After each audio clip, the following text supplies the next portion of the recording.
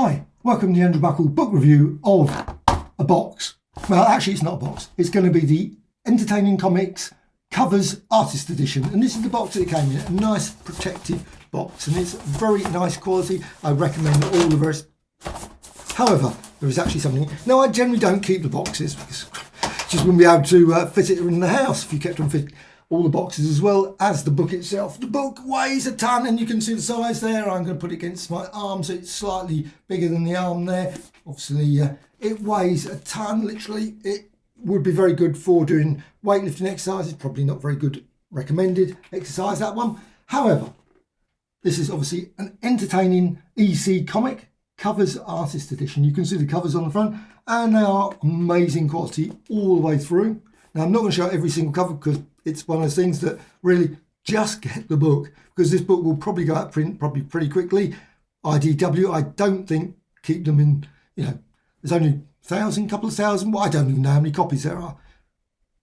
But they don't last very long, so I would recommend getting it. And if they go out print, then they're going to be very expensive.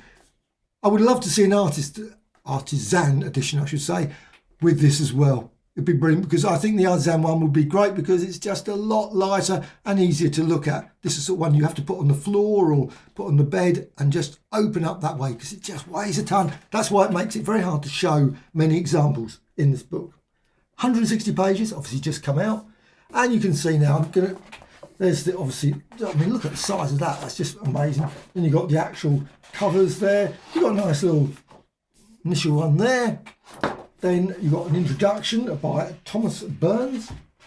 And then you've got all the different issues. Now, they're all broken down by artist. So you've got here Johnny Craig from page 9 all the way through to page 40. So you've got Crime Patrol, etc. Crime Suspense Stories, Extra, Haunt of Fear, Shock Suspense Stories 11-21.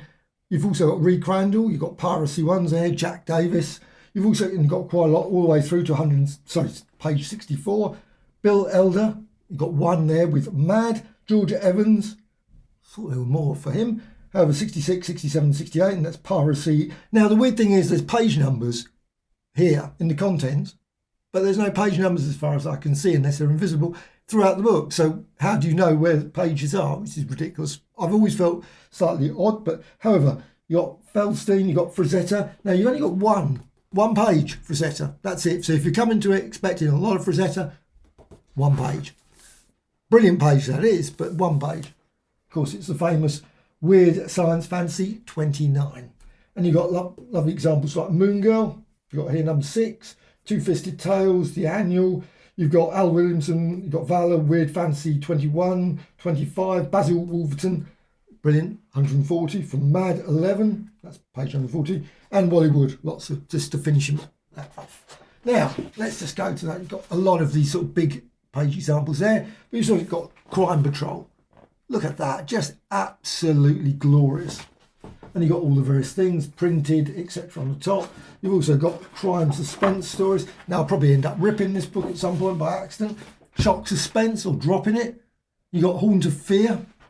Absolutely brilliant examples. And again, I always love all the bits of writing. That's always the thing that's always fascinating. You start reading all this. And also, I love the way that the banner there was stuck on top. Just obviously you can just see that, and quite often you just see these banners are just stuck there, all the blurbs and things. And also you can see a lot of like lines across all these things. They're obviously just lines, not all of them, but some, you can see it. You've got there, you can see the lines, that one on Vault of Horror number 14. Obviously they didn't make the final, when you see the final comic, but you've got some absolute classic covers. Now let's just show a few examples so you can just see. So you can see there, Impact, the quality of that. And of course the famous one there, Impact. And also, let's say, now, there's another brilliant example. So you've got this one there, with just a lovely drawing there. Of course you've got Panic there as well. Weird Fantasy, just some absolutely glorious examples there, Weird Fantasy. And also you've got this as well, which is absolutely beautiful. You've got these lovely, the colour guides there at the side, and then of course you've got the actual cover there, which I think is just absolutely stunning. And you've got a couple of those. So you've got a few pages there with Mad. So that was a bit of a surprise, I must admit. Two-Fisted Tales, frontline comment. I wish there were more of the new direction. There's quite a few new direction. You've got obviously incredible science fiction, you can see there, but not too many, nor many of the obviously pre-trend ones. Of course, Moon Girl's included, but I think there's a Saddle Justice included, which is nice. But obviously some of the very early ones are not included, which is a pity. Picture stories from the Bible sort of ones, or world history, science. There's a couple of others around.